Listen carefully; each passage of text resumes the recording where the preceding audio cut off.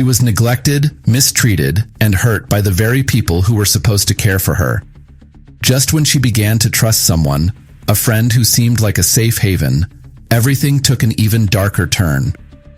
This is her true story of survival, betrayal, and the incredible strength of a little girl who refused to be broken. Today, our story is about Katie Beers. Welcome to Beyond the Crime Story. Uncover the truth behind the crime. Like, share, and subscribe to support us. Katie Beers was born on 12/30/1982 and spent the first 2 months of her life with her mother, Marilyn Beers, and her older half-brother, John Beers, in Long Island, New York. Katie did not know her father, as the conception resulted from a one-night stand. Her mother abandoned her when she was 2 months old and only appeared in her life in sporadic intervals. Katie was under the care of her godmother, Linda Ingalari, and her husband, Salvatore. Linda had lost her left leg due to diabetes and was almost unable to move. Katie did all the housework under the strict supervision of her godmother. The girl washed the floor, cooked, did laundry, cleaned the toilet, and went to the store. Still, every day she was subjected to insults and violence, and her godmother beat Katie severely. The girl was left with scars from Linda's abuse. Once, Linda put out a cigarette in Katie's hand and completely turned a blind eye to what her husband was doing. Linda was not the main evil in this house. Salvatore, Linda's husband, was even worse than her. He sexually abused Katie. The girl does not even remember when it started. It was with her all her life. Linda and Salvatore did not communicate with each other. They slept in different rooms. When Linda realized that Katie was being sexually abused, it made her jealous. In these terrible situations, she was angry at the girl and took out her anger to the fullest extent. Katie could not complain to anyone. She did not know whom to ask for help. The girl did not even fully understand the horror she was living in. She had no friends, but seeing other children, Katie realized that their lives were different. And yet, the girl doesn't remember being sad or crying about it. Soon, Marilyn began to take her daughter to her place more often. Life with her mother was hard, but at this time, Katie felt safe. When her mother told her to go back to her godmother, Katie would unquestioningly return to a house of violence and pain. Katie lived in a small house with crumbling plaster, broken windows, and mold on the walls. The Child Protection Service came to visit Katie a few times, but did not take any further action. The girl went to school once or twice a week, as she had no time because of the constant tasks her godmother set for her. At school, the teachers were silent and never asked her what was going on in her life. It seemed to the girl that no one cared about her. She just went on with her life. A few years after the regular abuse, Katie finally told her mother, and Salvatore was charged with first-degree sexual assault but still remained free, with only a restraining order prohibiting him from approaching the girl. After that, Salvatore moved out of Linda's house, and she hated Katie and her mother, Marilyn, even more. Katie continued to visit her godmother's house, but much less frequently. Soon, a real friend appeared in the girl's life. His name was John Esposito. He was 43 years old. He met Marilyn first, which allowed him to take her son to visit her, as Marilyn believed that her son needed a masculine upbringing. A builder, John built a whole house over the garage, a few meters from his main house. Big John's house garage, as the locals called it, was a real toy store and amusement park for the children. It was a child's paradise, and being in John's garage was a dream for any local child. Over time, the parents of local children began to be suspicious about John, who was so desperate for children's attention. Eventually, they banned their children from talking to him altogether, a decision that also affected Marilyn. She told the children to stay away from Big John and never go to his garage again. But godmother Linda secretly let Katie go to see John without telling her mother. Katie was grateful for that. She loved playing with the man. It was the best time for her. In December 1992, the neighboring houses were already decorated with garlands, and everyone was preparing for Christmas. On December 26th, Katie went to her godmother's house, and the next day, Linda wanted to throw a small party for the girl in honor of her birthday. On December 30th, Katie was going to turn 10 years old. Marilyn let her daughter go on the premise that she would return and spend her birthday at home. Katie was going to her godmother's house with mixed feelings. She didn't want to go to her, but at the same time, she missed Big John very much. Linda allowed Katie to have her makeup done because she would be turning 10 years old. Katie considered herself an adult and asked her godmother to call her Catherine. "Happy birthday, Catherine," it was written on the birthday cake. It was the happiest Christmas and the happiest birthday in one day. The birthday cake was held by Big John, with whom the girl was forbidden to communicate. He appeared unexpectedly and gave Katie a Barbie house. John said he would come back the next day and help her assemble it. Linda calmed the girl down and said, "It's okay. We won't tell Mom anything." Katie agreed. She thought he was a very kind man. The next day, John came back and asked Linda if he could pick up Katie and take her to an amusement park called Spaceplex, which was about 15 minutes away. Linda agreed. Katie leaned over to her godmother and said that her mother had made her swear never to go anywhere with him. Linda roughly jabbed her finger in the girl's face and said, "Don't worry, you'll be home in a few hours." Katie was more than happy to go with John despite all the warnings, but she didn't return at the appointed time. When Linda got a creepy message on her answering machine, she immediately called the police. The police went to the woman's home, and Linda told them that Katie had left a scary message on the answering machine. In the message, the girl said, "Katie."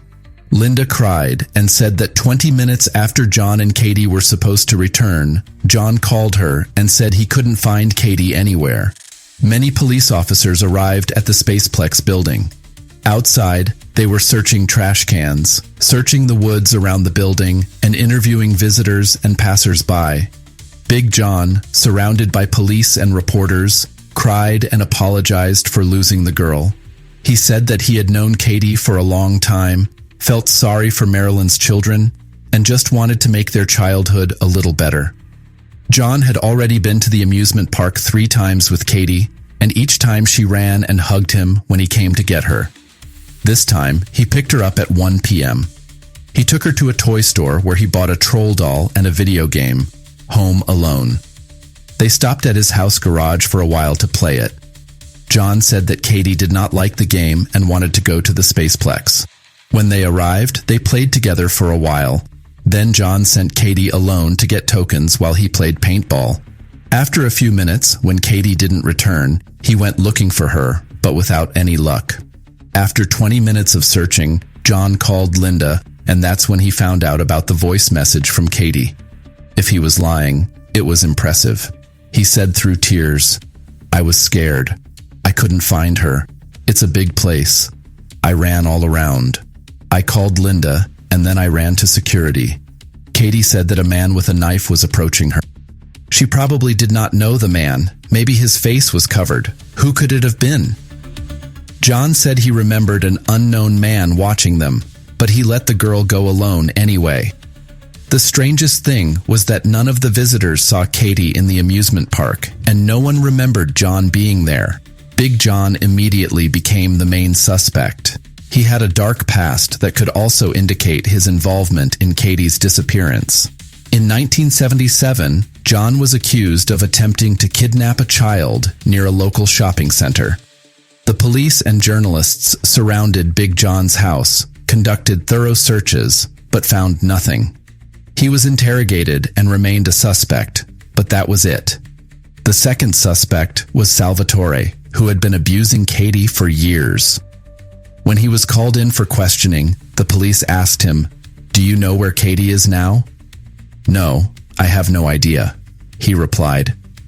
During the interrogation, Salvatore was sweating and very nervous, but he had an alibi. On December 30th, Katie would have turned 10 years old. In the photos in the news, the girl looked neat and happy, but the police began to uncover the child's sad fate. The little missing homeless girl won the hearts of an entire nation.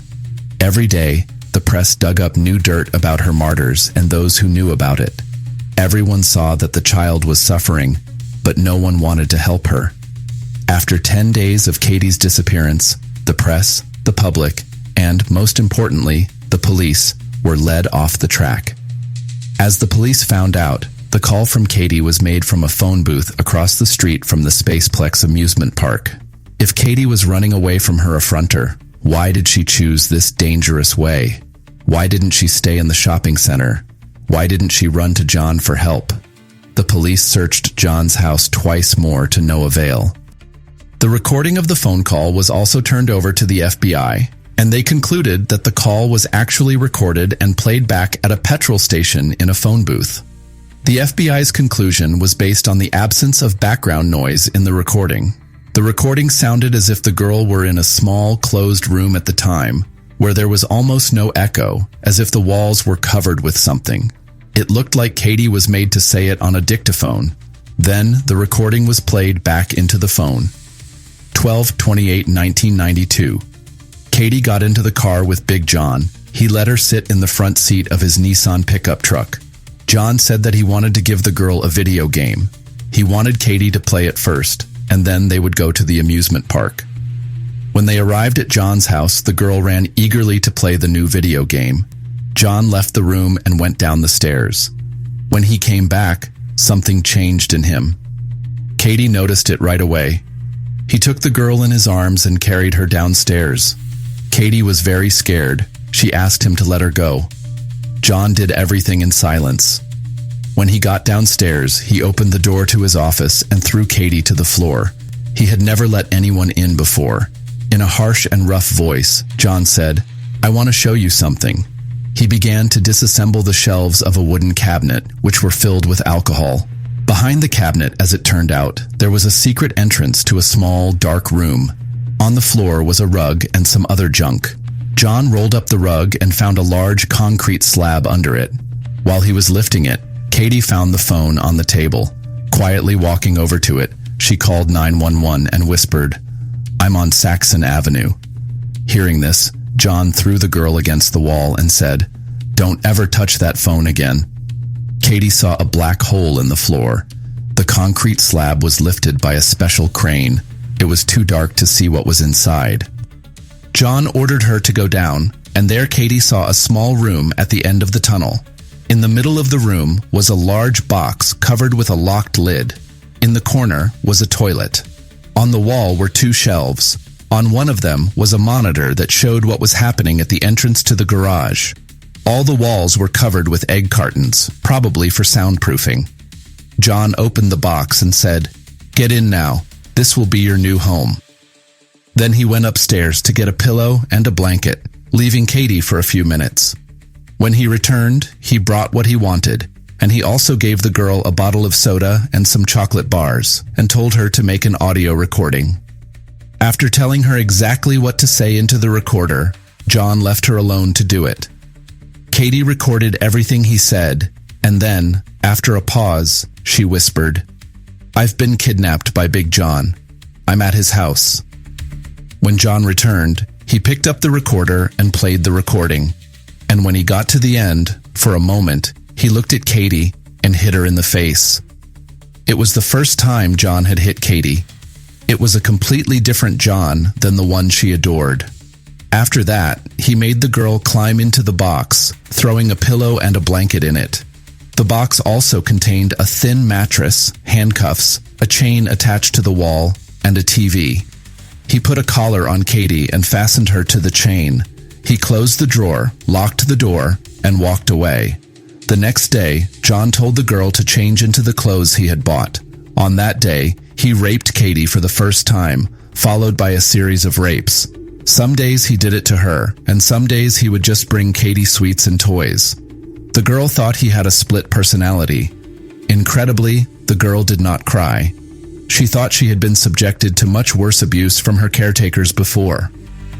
On the third day, when John left Katie alone in the room, she found the key to the box so the girl could get out of it and watch what was happening outside on the monitor. Katie counted the number of steps John took to get to her, so she knew how much time she had to buckle herself in and close the box. The girl did not eat the food that John brought. She was afraid that he would poison her. She ate only waffles because they were in the package. Katie hardly slept. The girl was afraid that John would kill her while she slept. Katie watched TV all the time, the news about herself. Her pictures were in every newscast. She saw her mother crying and Linda crying as well, despite what she did to her. But Katie still loved them very much and wanted to return home. On TV, Katie saw a beautiful room with a crib, toys, and a rug, and the news said it was Katie's room in Linda's house. In fact, it wasn't. The girl was sleeping on a cot where there was room. It was a lie on Linda's part to make herself look caring. Sitting on the bed, Linda told reporters that she missed Katie very much and that she was very sad that the girl was missing. Katie believed Linda. The girl was very sorry for her godmother. A few days later, the police came to John's house again. This time, the girl saw them on the monitor. She started screaming for help with all her might, but no one heard her. Helplessly, she watched them go away. Over time, John became more talkative.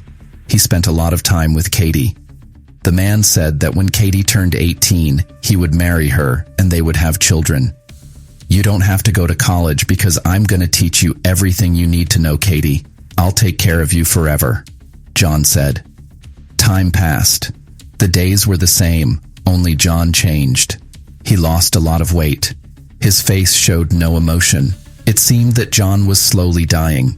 Katie felt that he was on the verge of killing himself. It was about 1 in the afternoon. On the TV, she heard Big John coming downstairs, and she had a little time to get into the box and chain herself up. But it was strange because he never came so early. Usually, John came down in the evening. When the evening news came on, he wasn't alone.